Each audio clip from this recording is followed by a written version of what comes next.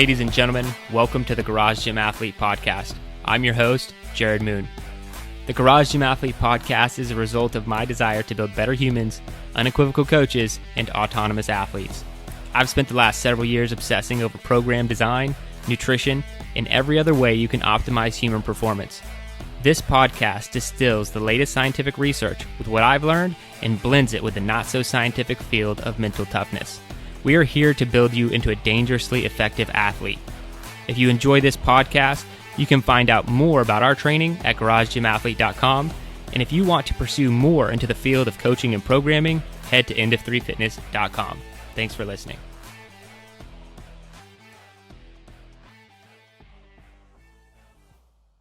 All right, ladies and gentlemen, welcome to the Garage Gym Athlete Podcast. Jerred Moon here with Kyle Schramm and Joe Courtney. No Ashley again. Sorry. Hello, everyone.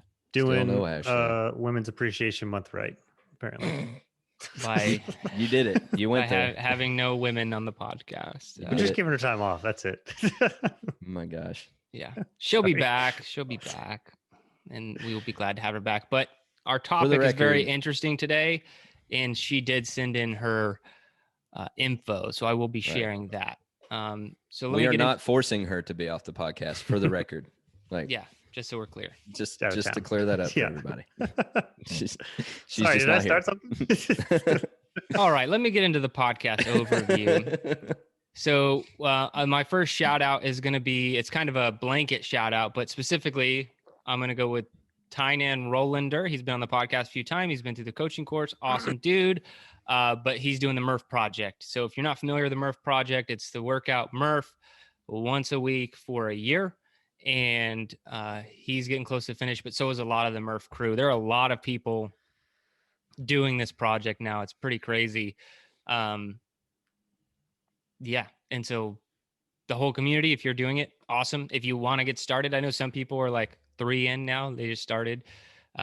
Wherever you're at, some people are finishing. They started before some of the Murph crew people did. And just good on you if you're doing it. It's a challenge. And Kyle and Joe told me before the podcast that they were also going to start the Murph Project. Lies. That was a straight lie. I just want them to. So that's my shout out, Tynan specifically. We are having the Murph crew back on the podcast in a couple weeks, so that will be cool.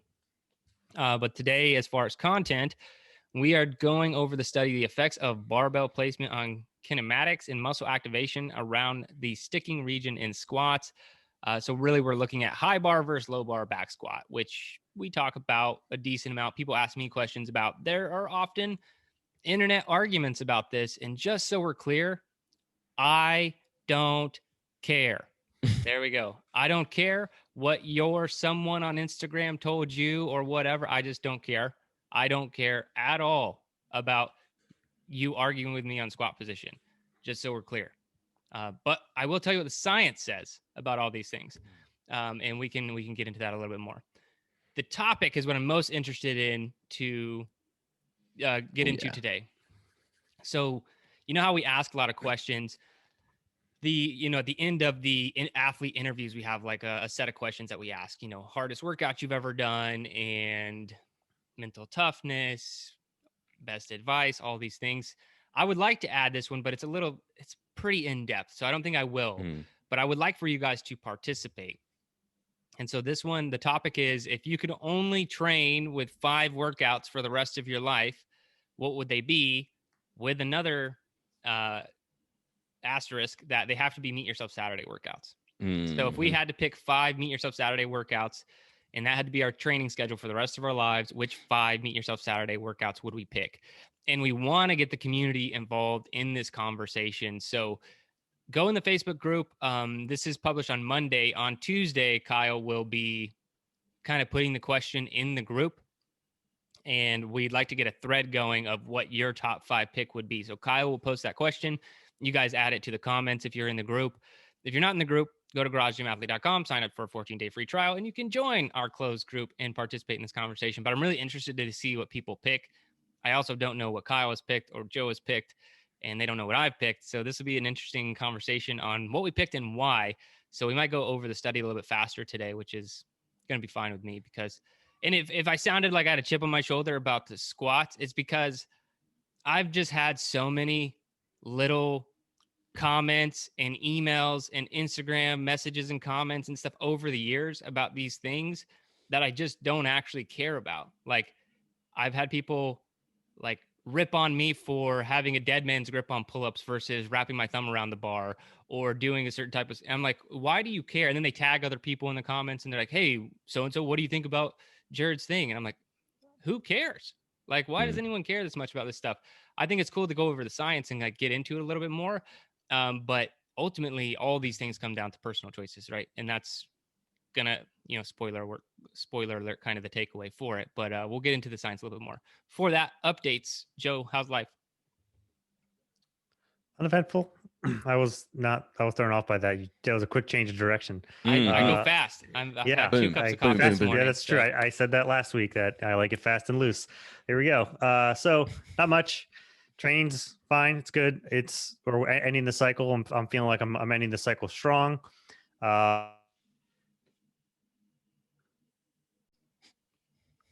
So we're finishing up strong on strength, and I'm actually pretty excited to retest a few things on when it comes to fit week, especially my squat. I did press last time. I'm not sure if I'm going to do it again.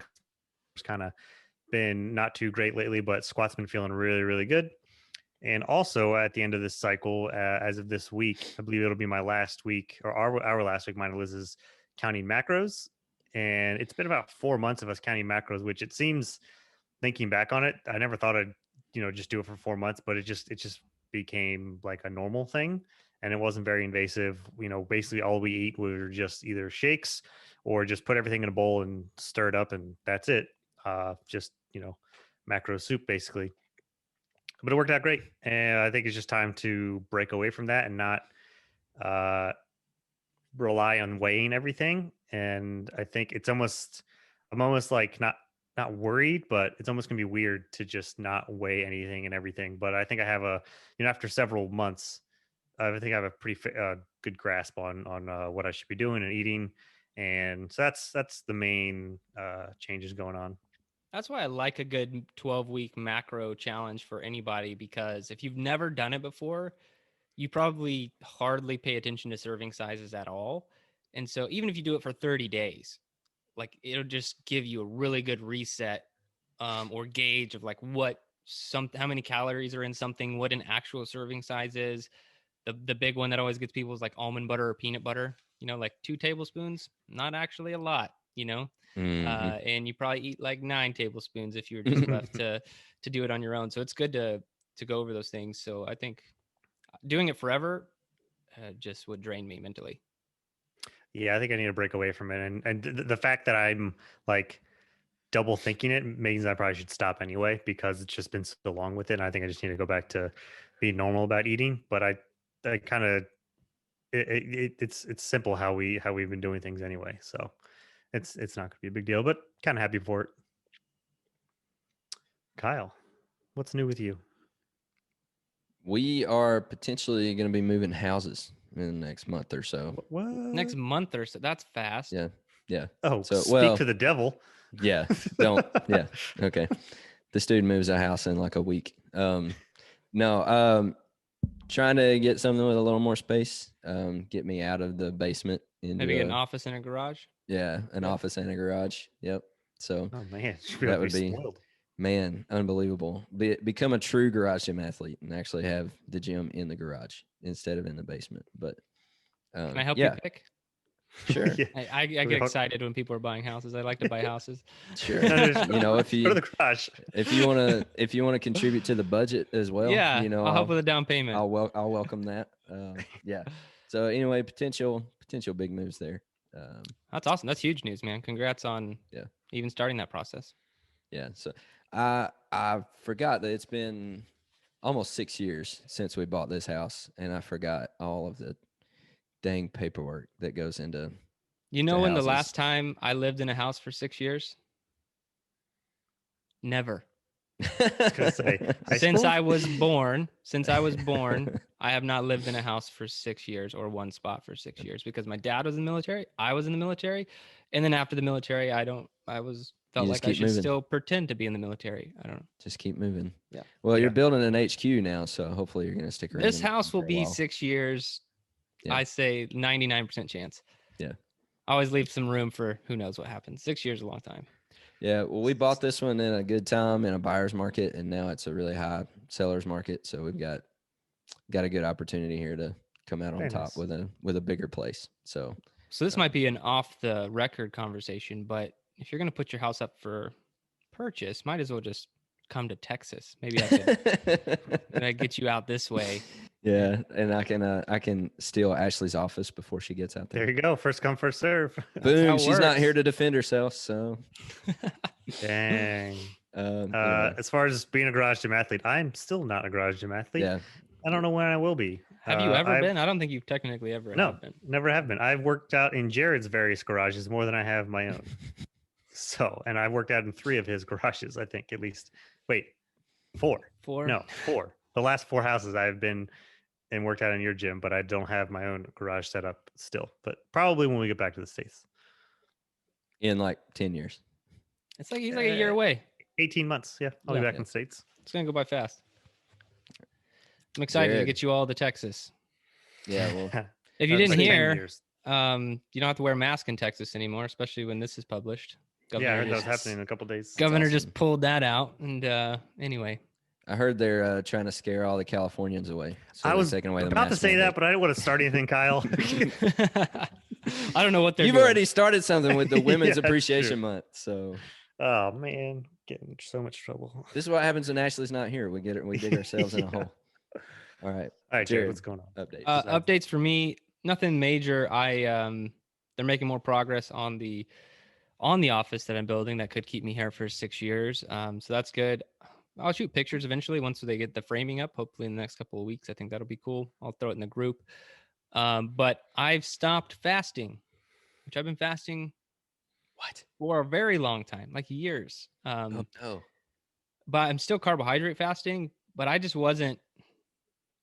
I was getting so bad about feeding myself, like to where I was in caloric deficits. I didn't track necessarily like probably you're tracking, Joe. I was like after the fact tracking.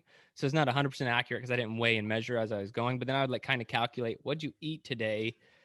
And I don't know. I just get busy, like, with work. And then after work, sometimes we have like 2 different soccer practices to go to. And then we're back. And it's just, I'm not going to eat this huge meal right before bed. And so I was like, but this has been happening for several weeks. And I was like, you're just not eating enough. This is not good, And so the only real change is I added bulletproof coffee back, which I don't think is like a magical thing, but it's a good way to get a good amount of healthy fats. And I put protein in bulletproof coffee as well, protein with no carbohydrates. And so it's still like a carbohydrate fast. So I still feel great in the morning.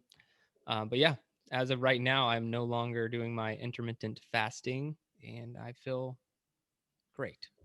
I feel fine. Feel basically the same. I just need more calories. So I'm going to be doing that. Nice. So, what hour mark are you having yours? Do you know? Having bulletproof coffee? Yeah. Like how long had I been fasted? Like, When yeah, I I had guess like 12-hour marker or so.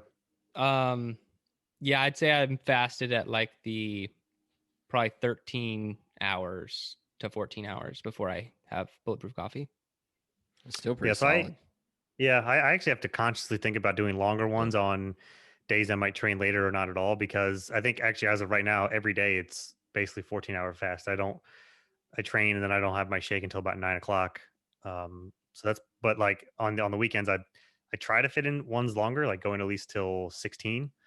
But I don't know if like 14 counts as much of a fast or I mean, to be a honest, little bit of 12, one, yeah. 12 is good. I didn't know the American public got up in the middle of the night to eat until I Yeah, read right? some research on that. But so yeah, we're doing great.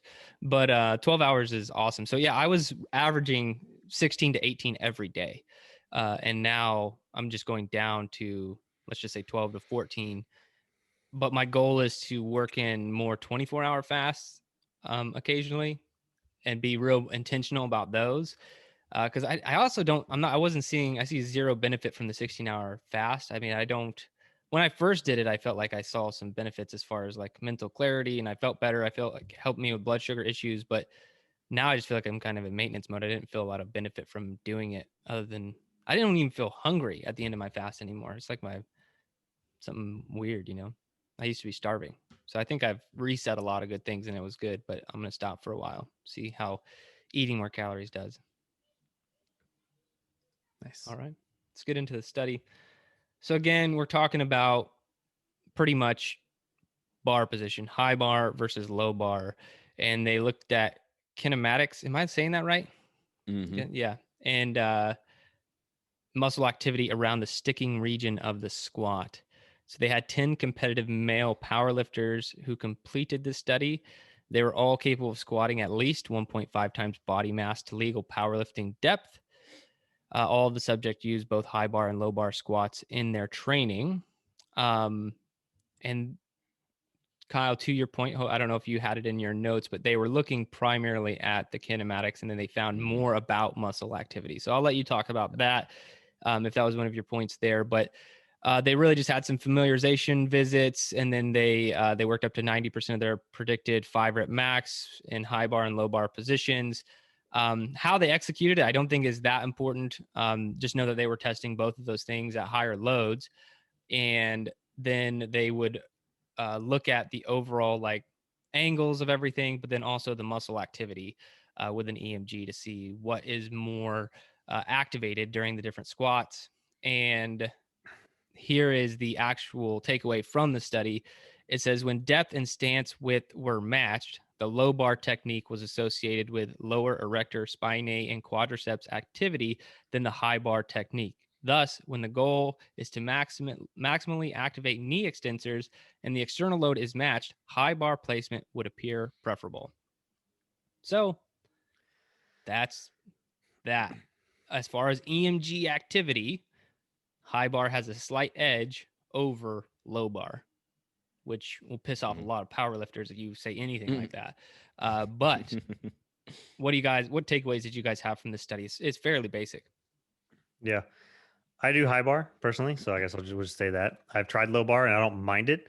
It kind of, one of my shoulders, I just bad mobility. It's harder to get in position. So that's one limitation for low bar if you're debating on in between.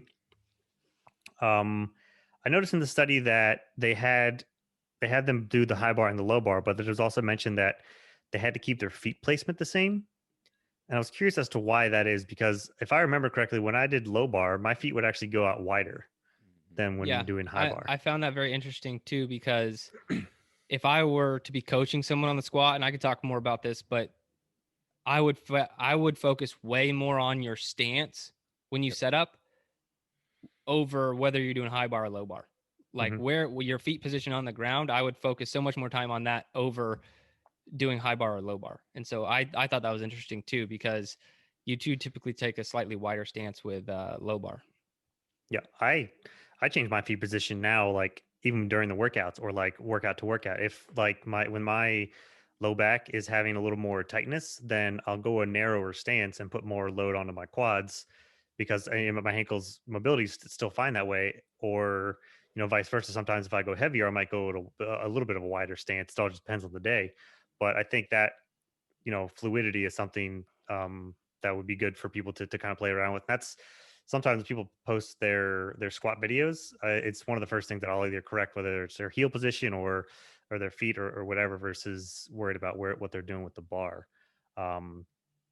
But another cool one, or at least one cool thing I noticed with the study, was the velocity, how they were taking it in relation to the sticking points. That was kind of cool how it was measured. I didn't really get a lot out of the data from that, but it might be cool if you could see which one you're coming out of the squat and changing direction better at.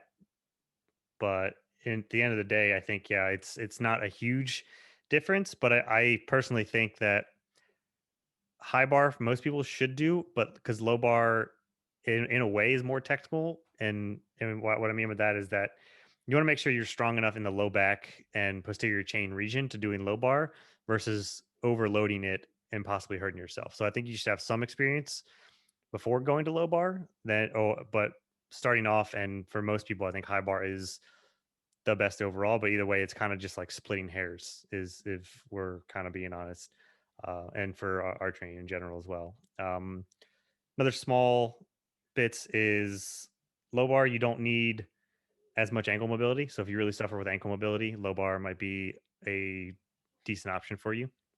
And but I also mentioned the shoulder mobility point. But I want to turn it over to Kyle, see what he has. So I think with the stance issue, they were trying to eliminate discrepancies as much as possible, and just try to see, how things were working in the different bar positions versus, everything else that was happening. But I also see how that would kind of skew the results, because normally people are going to take a wider stance with low bar. And so if you really want to see, the differences and see it, that may have actually had a bigger impact on them, on the results, if they had actually let people do the wider stance with the low bar, and they may have seen some different results. But something I found interesting was, it seemed like they said low descent velocity has a negative effect on the sticking region.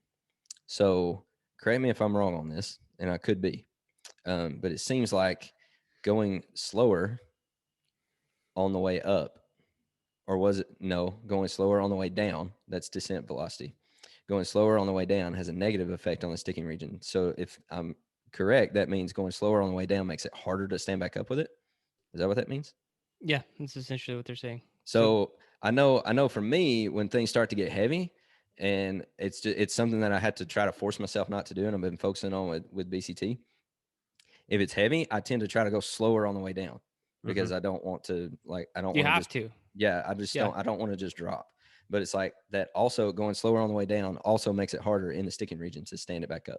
And so if there's a way where you can get yourself trained to a point where you can go a little bit faster on the way down, not just dropping, not just, dropping straight to the bottom, but if you can go a little bit faster on the way down and kind of get a little bounce, I guess, on the bottom end, it'll help you on the sticking region. That was just something interesting that they found with the low descent velocity.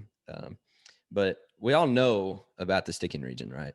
Like with the back squat, like if you've done a lot of back squats in training, you know what that sticking region is. Like you get to that point where you're coming back out of it and you're like, oh man, this gets really, really tough. And that's what they were trying to test, was, is there a difference in the kinematics of high bar versus low bar? And they found that there was basically no difference with high bar and low bar when it comes to the sticking region itself, when the kinematics in the sticking region.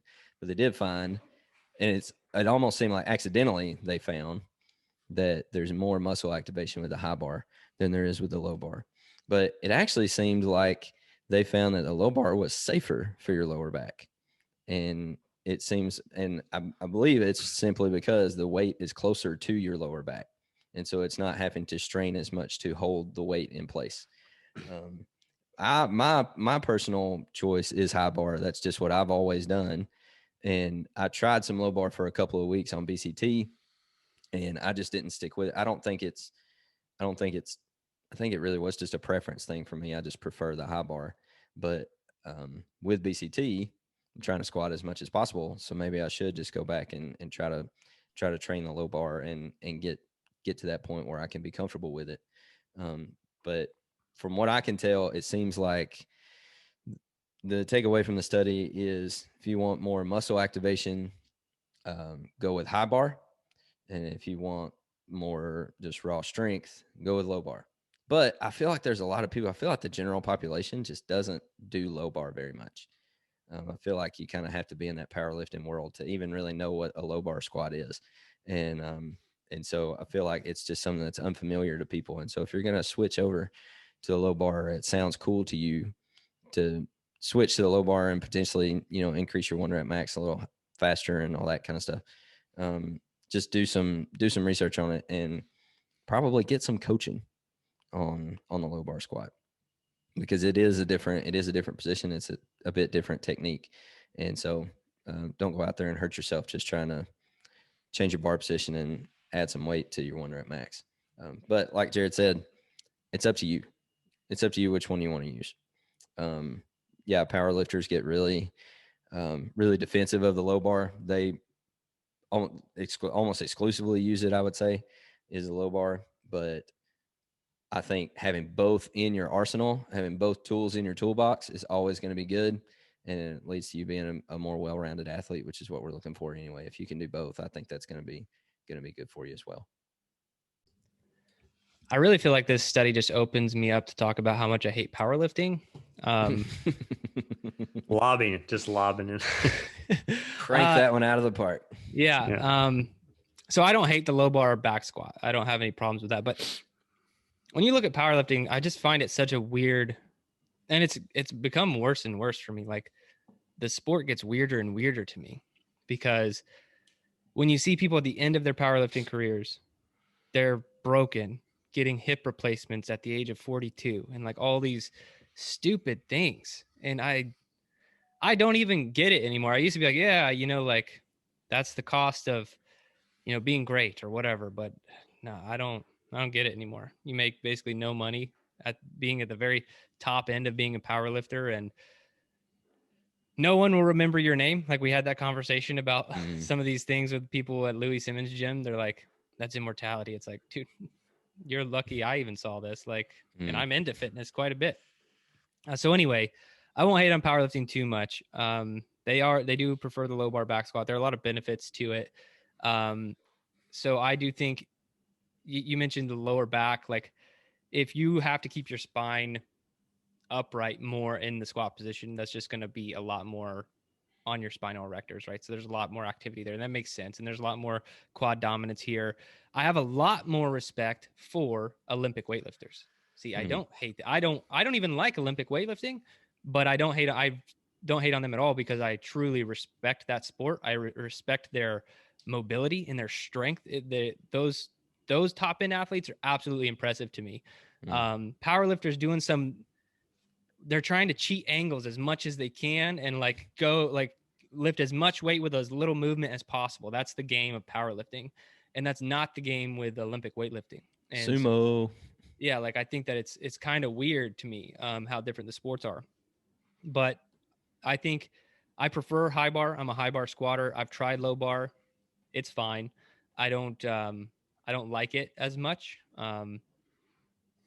Yeah, ultimately I do think it comes down to what you want to do. If you prefer low bar, then do that. If you prefer high bar, then do that. I think high bar builds better athletic positions. But I don't have a problem with a wider stance. And this is where I think people actually want to argue, but they start arguing high bar, low bar, because you can do a high bar or low bar with a narrower or wider stance. And I think that the wider your stance are, the more you're going to build your hips. And the stronger your hips are, we talk about this all the time, the more athletic you're going to be, the more power you can generate. So within whether you pick low bar or high bar, which I think should be based off of a comfort level, what is more comfortable for you to do? Do what Joe's doing, like experiment with these different positions or different stances, trying to go wider or narrower. Because Louis Simmons always says that wider will build narrow, but narrow will not build wide. Now, I don't know if he has any science behind that, but he has a ton of experience behind that. So I'll go with what he says as being true. So I experiment with wider stances as well, because I have a fairly narrow stance. I have an incredibly narrow stance on the deadlift and kind of narrow stance on the squat. And so I like to go out, and you can feel the difference in your hips. When your hips are stronger, a lot of other things are stronger. And another cue I like to give people with squatting is pushing your feet apart and not down. And I think if you could do that, and actually feel like you're trying to push your feet apart when you squat, start with lighter weight and try that. Just try that mentally, and see how that feels. And what you're going to do is you're going to end up engaging your hips a lot more in the movement, and you'll understand the difference between being quad dominant, using the hips a little bit more, taking pressure off your lower back, and all these things. So I think there are a lot of other ways to improve the squat that aren't necessarily low bar or high bar. If I had to pick one, I'm going to pick high bar every single time, just because the low bar is just weird to me. It goes back to the powerlifting thing. Is like, how can I lift the most weight with the smallest amount of movement possible? And that's not really what I'm trying to do. I'm not just trying to load up a bunch of weight. Like, it probably would be helpful in lifting 500 pounds for BCT, right? But I don't really care. Like, I want to be well-rounded. I want to be athletic. I want to be able to jump and run and be healthy. So up to you. As far as the study says, more muscle activity in the high bar, but it's not a big difference. Pushing your heels out, not your toes. You said feet out. I just wanted to clarify that to make sure that make sure your heels are going out. If your toes are turning out as you're squatting, then you need to widen your stance. And the more your toes turn out, the more your glutes are turning off. I don't mean turn your toes out. I mean, it's more of like a feeling. Like, have you ever, Yeah. You ever told somebody to like try and bend a bar, like when they're bench pressing or something? You're not actually going to bend the bar. And I mean the same thing with the squat. You do want your feet fairly straight. Your toes, like they can be, you don't want them to be angled like in a significant way, like 10 to 15 degrees angled, if not straight, and then push them apart. What you should feel really midfoot to heel, like what you're saying, is like not the toes shouldn't do much in squatting, to be honest. And pushing apart so you feel it in the hips a little bit more. You can even do this with an air squat if you want to like work up to it. Just there's a big difference between, even if you're really mobile, like dropping down ass to grass and then just standing back up versus, okay, I'm going to stand back up, but I'm going to push my feet apart, and they don't actually move anywhere. It's just a feeling. And you'll realize that you're engaging a whole different muscle group that you probably haven't been previously.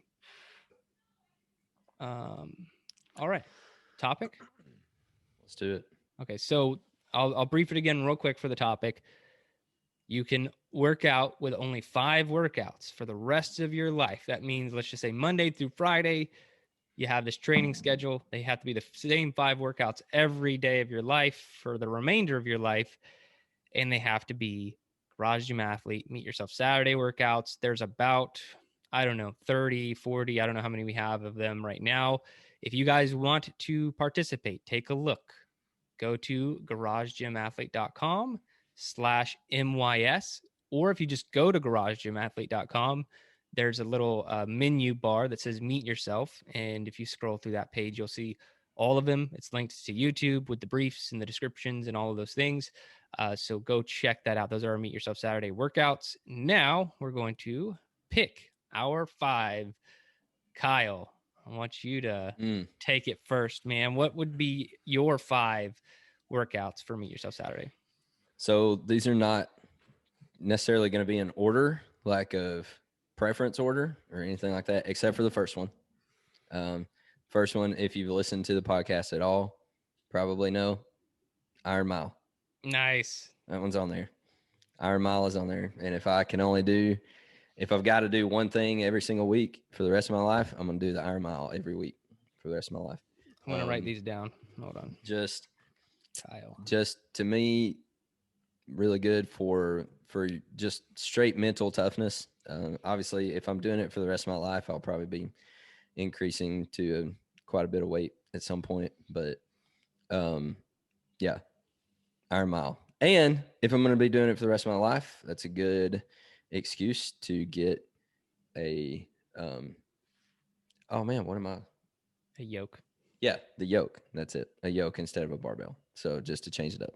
And Iron Mile is just walking really far with a heavy weight on your back, for those who are unfamiliar. Yep.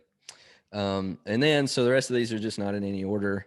I went with Old McDonald, which is a big long AMRAP with some you like those grip weighted carries, involved. huh? I do like, well, I've got another one with weighted carries. I'm pretty sure. He does. And then I do like the weighted carries. So Iron Mile, Old McDonald, then I throw in Grog Bowl because it's just a little bit of everything. And obviously still throwing in the weighted carries again. So far, no overlap between me and you. Let's see if we keep going. Good. Number 4 is Patriot. So power cleans and pull-ups. Or no, clean and jerks and pull-ups. So just something else to get some barbell work in. Iron Mile, I guess, is barbell work, but it's not really barbell work. It's just a barbell on your back. So I wanted something with barbell in it. So Patriot, clean and jerks, 100 clean and jerks, and 100 pull-ups for time, or with a 30-minute time cap. That's Patriot. And then you can partition as needed. And then the last one that I put in was just the good old EO3 5K. Just a lot of running, a lot of calisthenics. You don't need any equipment for it at all. And I think that's the main reason I put it in there, was because I didn't need any equipment. So it's something that I could do. I had at least one workout that I could do literally anywhere.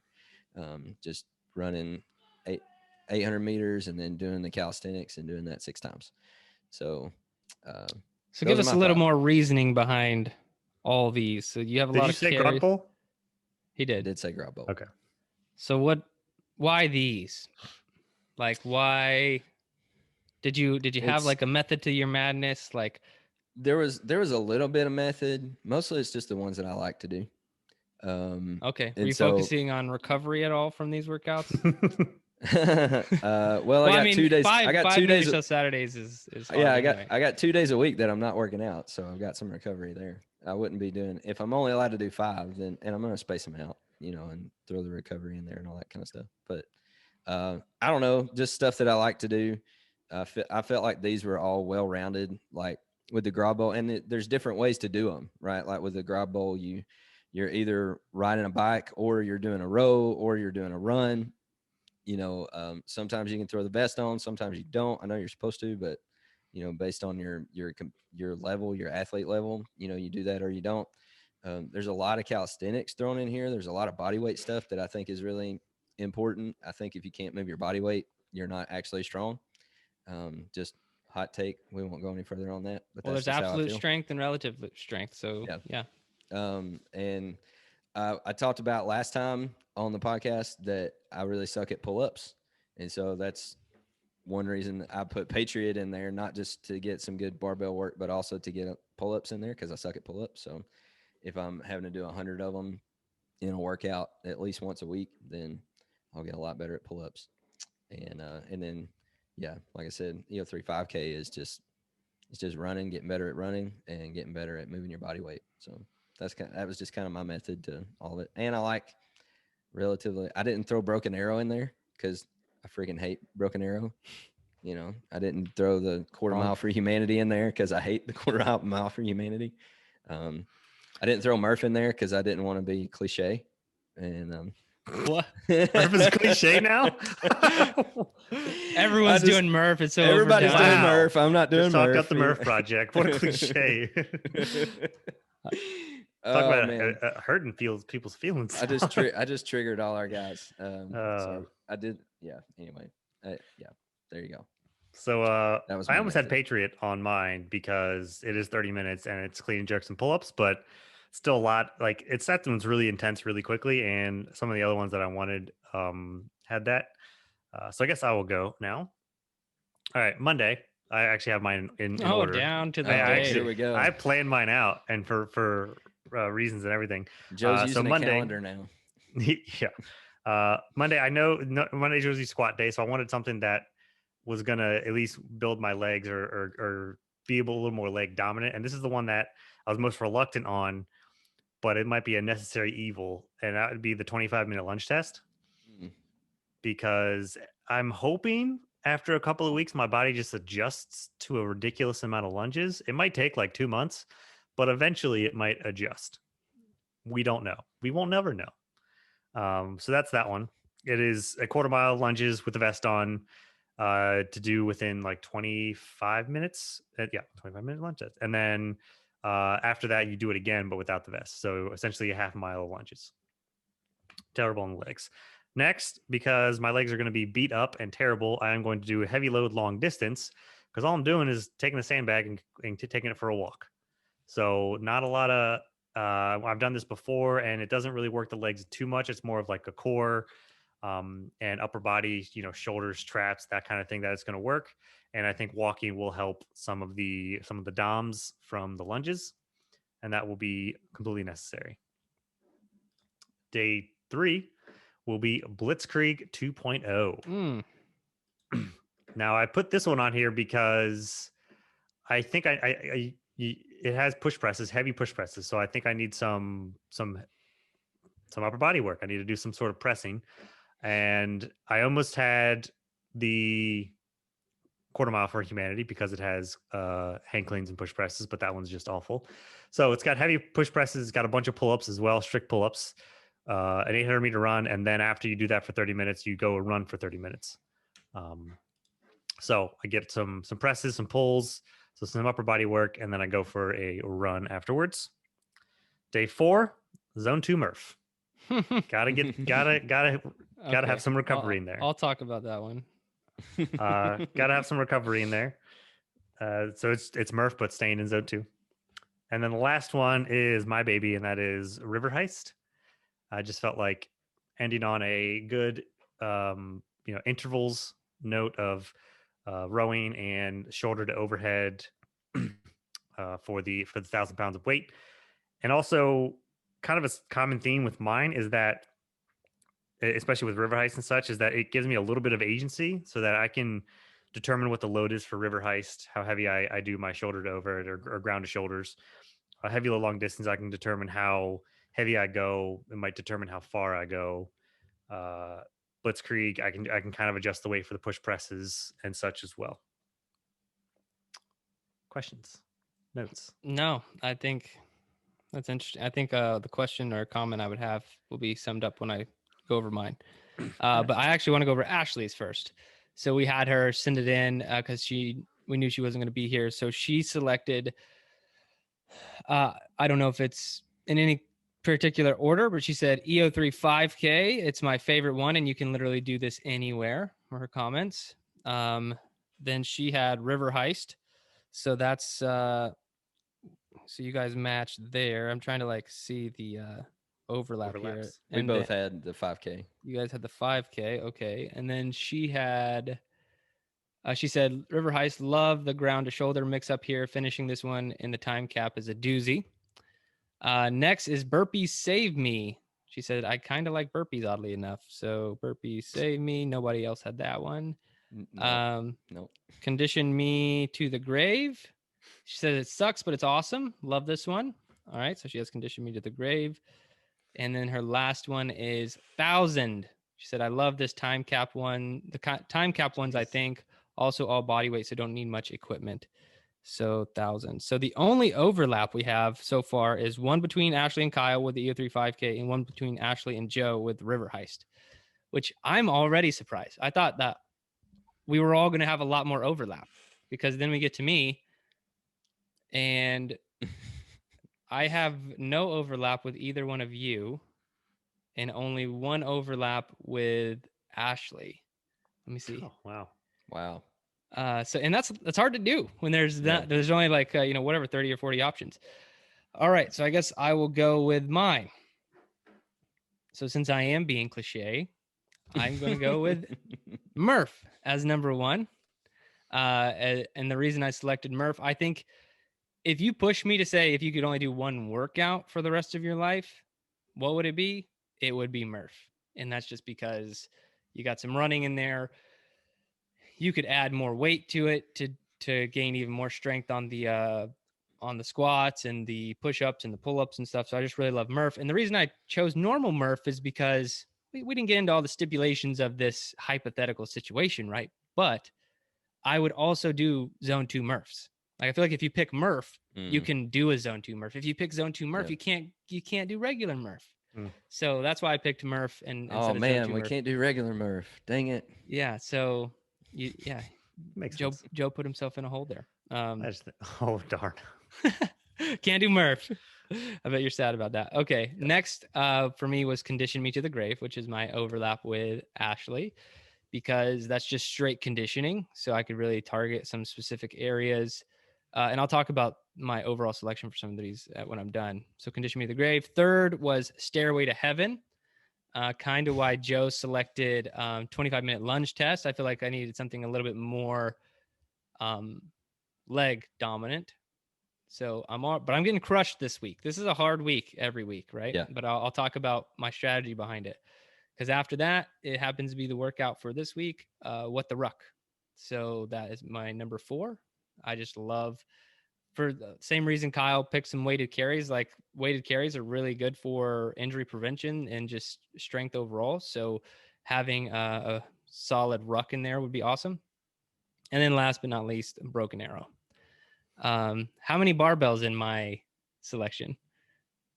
0. None. Yeah. Man. We don't put a lot of barbells in Meet Yourself Saturday workouts most of the time anyway, and that's intentional because these workouts are hard enough, So anyway, no barbells in my future if I were to do this. So why these selections? Well, Condition Me to the Grave, I think Stairway to Heaven, and Broken Arrow. I can't remember what the ruck. I don't think they all have time caps. I think 3 out of my 5 have time caps. If memory serves me correct. And that was my intentional, because on like Broken Arrow, this is kind of cheating the system, pulling a Joe, if you will. Shots fired. But like Broken Arrow, I really like cycling, right? I could do the front end of this, and I would also be able to ride 10 miles on my bike, but I could sandbag it one day, and then just, there's a time cap on Broken Arrow, right? Is it? I can't remember now. I think we might have made it for 2 hours. Yeah, I think there's a time cap somewhere on that. If not, then forget what I'm saying. But this was my thinking, because I thought there was a time cap, that I could just ride my bike, sandbag the calisthenics at the beginning and stuff, and then maybe not finish the workout every week. It would be my plan there. And that's the same with like Condition Me to the Grave. If I wanted to make Condition Me to the Grave some more zone 2 work, I could just change it Condition Me to the Grave zone 2 style and only finish about, whatever, 30 to 50% of it. And that's about it. Stairway to Heaven, you can build a lot of leg strength, adding weight there. So yeah, those are mine. A lot of calisthenics and bodyweight work in my selections. Obviously, I'm a huge fan of that stuff. But yeah, those are it. Questions, comments, concerns? Seems each of us have kind of our own common theme. I think Kyle had a lot of variety and weighted carries. Mine, I left myself some agency to make adjustments week to week, depending on loads and intensities, kind of thing. You and Ashley both had time caps, and like you said, you didn't have any barbell stuff, so it's just mostly body weight for, I guess, the long part. So I guess we all kind of, I didn't even fully intend to pick mine like that, but I think we just all had our own way. It's very revealing about your fitness thumbprint. I'll go ahead and coin that term. What you like and stuff. So, which in a way isn't surprising. I mean, we know Kyle likes to carry everything. I like to not be backed into a corner, and you don't back baby into a corner. No, because when I was thinking of a lunch test, Stairway to Heaven never even came an option. It was not even like top 10, 15, not happening. I had a feeling. I was like, I almost put Stairway to Heaven just to have one that really sucked, and I was like, because I was looking for one that sucked, and I was like, I bet Jerred's gonna put Stairway to Heaven. I bet that's gonna be one of his. I was like, I don't even want any overlap with anybody. But to find out that we only have 3 out of the 4 of us, there's only 3 overlaps. That's kind of crazy. So I guess all of us moving to Texas is not a good thing, because we wouldn't all be working out together. We'd all be doing a different workout every day. Maybe we'd be doing the programmed workout. That's like the teacher. All right, we're all doing Jerred's 5. That's what we're doing. Well, I might actually try this. I'm actually intrigued now. I forgot who it was. You remember they did it for their birthday, but it was like all in a day. They did like 3 Meet Yourself Saturday workouts, like in a day. But I might do this. I think it'd be cool to get the community involved. And this is just spitballing publicly here, but like a Meet Yourself week where we all go off the programming for a week, and we couldn't put it in Team Builder because if everyone selected their own, that would be impossible. Yeah. But if you guys like any of our selections, we could vote who has the best Meet Yourself week that you'd like to do. And then we could put that in Team Builder and have everyone do it as like optional work. But yeah, I like Meet Yourself week. I want to try mine. Murph, Condition Me to the Grave, Stairway to Heaven, What the Ruck, Broken Arrow. That sounds like there was a little strategy in trying to put Murph on a Monday and Broken Arrow on a Friday, because they're both basically Murph. And so I'm trying to separate those with as many days as I can, and then have the weekend before I'd have to hit Murph again. But yeah, that was those are mine. And so community, start thinking about these. Go to garageandmouthy.com. Check out all the Meet Yourself Saturday workouts if you're not familiar with them yet. We even have like a way that you can, I don't even know where this is right now, but we built all the Meet Yourself Saturday workouts into the members area. A lot of you already have access to it, and it has the workout cards and everything. So yeah, we'd like to hear from you. When Kyle posts that thread in the group, we want to hear what your thoughts are on Meet Yourself Week and what your 5 selections would be. That'd be awesome to see. And I can't wait for this. And your thoughts behind it. Like why do what? Maybe like a quick sentence or 2 like Ashley put. That'd be awesome. You guys have any runner-ups? I did. I didn't think that deep into it. I did. I picked 5 and went there. I ended up with 7 because I was just like, I'm going to go pick the ones that I would do. And I ended up with 7. And then I thought through it a little bit more and then eliminated 2. But if you have your runner up, tell them. I'll look and see what mine were. If I can remember. Quarter mile from humanity. I mentioned that one. I was between that one and 25-minute lunge test just to get the lunges in there. But I was already doing push press on Blitzkrieg day, and then the 60-minute run is MIS, which could have been either intensity or zone 2, also for recovery.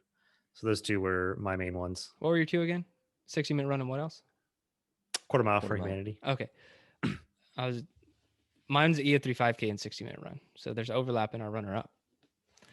I was thinking same thing, 60-minute run, because it's just, that would be a nice way to break up a meet yourself week. Like on a middle of the week, do a 60-minute run, because you could do whatever pace you wanted, even though you're supposed to push yourself in that, because it's a 60-minute run for max meters is the technical name of that workout. But I've had that in there. And the EO3 5K, I just love because you can do it anywhere. Yep. But I kind of hate the EO3 5K too. Like all cards on the table here, or yeah, chips. It's a bit too cliche now. Yeah. Too many people like it. Yeah. It's just, I don't like running a 5K. Every time I do that workout, I'm like, that was a little too much running. That's how I feel 5K. every time. Wait a minute. I think it's the same thing with the Murph though. Like you can do the zone 2 thing. Like you don't have to run that 800. Like it's a time cap too. It's 60 minutes. So like just do it, And so it kind of is a 60-minute run. It's just throwing some calisthenics in there too. So that's kind of why I put it in there too, was the ease of not having any equipment, being able to do it anywhere. And that, I think that was the toss up with it and Murph. Like Murph has, both of them have squats and push-ups, but Murph has pull-ups where 5K has sit-ups. You know what I mean? And so the 5K won out, not because it's not cliche, but because you need zero equipment. And so I wanted one that needed zero equipment. And I think it's the first Meet Yourself Saturday ever created. Yeah, too. the OG. Yeah. The OG. And going through some of my notes, I've had so many ideas I've probably told you guys about that we haven't taken action on. Like I made the Garage Gym Athlete 10K. Do you guys remember that? That was a Meet Yourself. You guys talked me out of doing that one. And I might bring it back. You're welcome, community. we have the Garage Gym Athlete. So there's the EO3 5K, right? So there's the Garage. Actually, it may have been the Garage Gym Athlete 5K. I think I shortened it, but it was just harder. So there's one for EO3 and one for GGA, and then there's Out and Back, which is coming. That one's coming for sure. And then I don't know if I should give the name away of the. No, I think it's. Don't tell them the new one. I think it's gonna be a fun week when that comes out. Yeah, that one will be good. And that's it. I guess we can. Next, I'll just say it now. Next cycle, we'll have 3 new Meet Yourself Saturdays. There we go. There it is. Okay, so transitioning to one of my selections. What the Ruck? Who's got it ready to brief? I do. Okay. Buy-in. You must complete in order, no partitioning. Starting off 60 pull-ups. Kipping is allowed if you meet the kipping requirements, as we've said. 70 hand release push-ups, 80 squats, 90 sit-ups, 100 burpees, and then right into a 3-mile ruck. I love the burpees. It's the worst part every time. Oh man. Yeah. Every time I look at this workout, I'm like, okay, cool calisthenics and a ruck, and why the fuck are there 10 minutes of burpees? Yeah. I'll go first. I think I give the same advice on this one every time. Just fart like the Which is why we're coming up with new Meet Yourself Saturday, so we can stop giving the same advice every 16 weeks or so. I think it's I think that's the way to do it.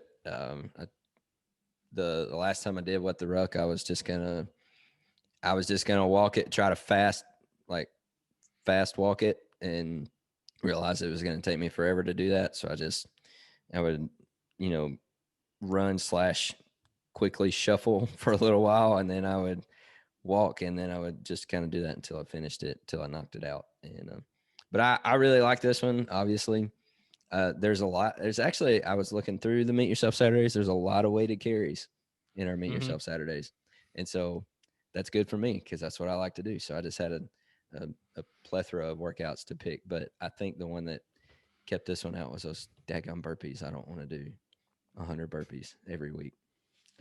Maybe that's why I should have put it in there, so I would actually do them. But Anyway, that's I'd my say, advice. yeah.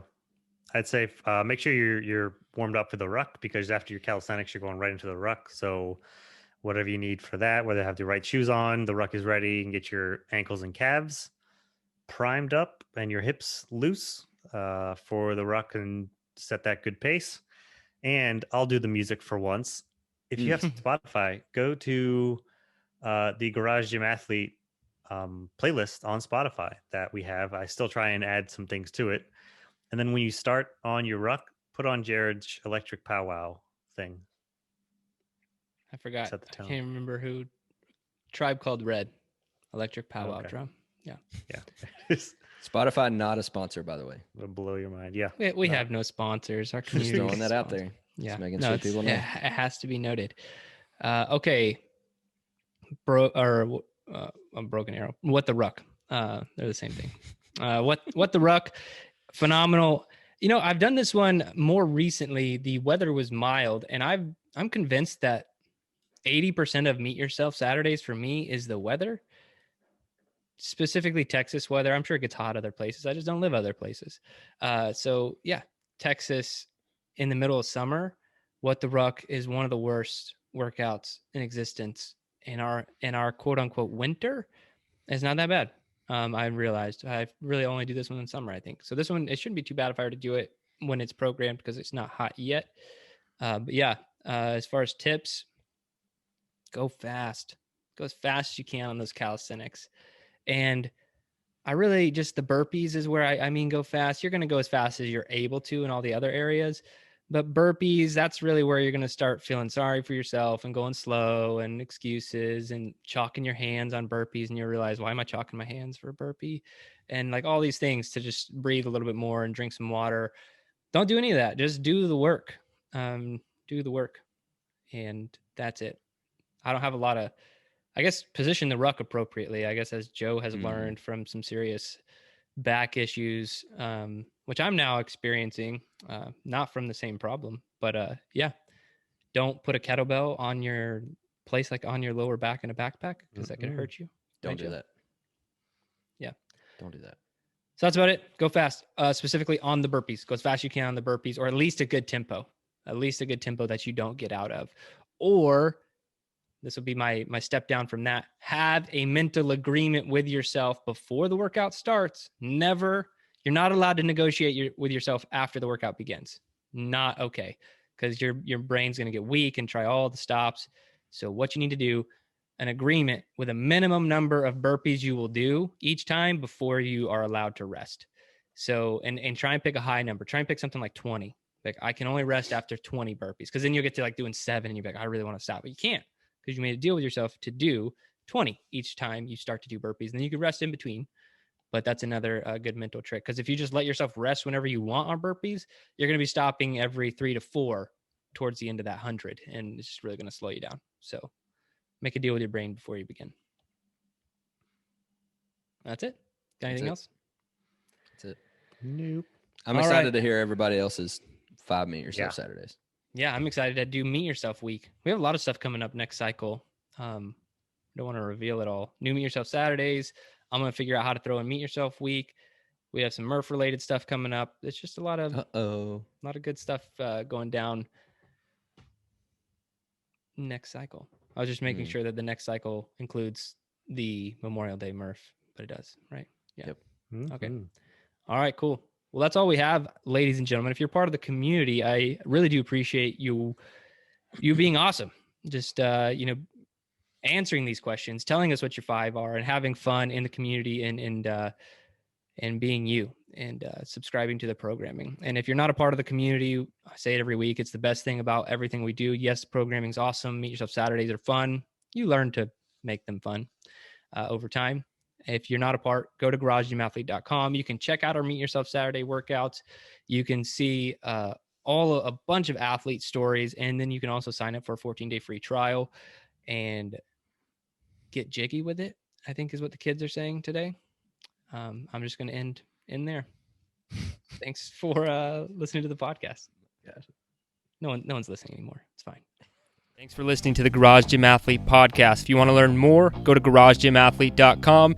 You can learn about our training, let us send you a copy of our book, The Garage Gym Athlete, or you can even get featured on the Garage Gym Athlete podcast. Thanks for listening.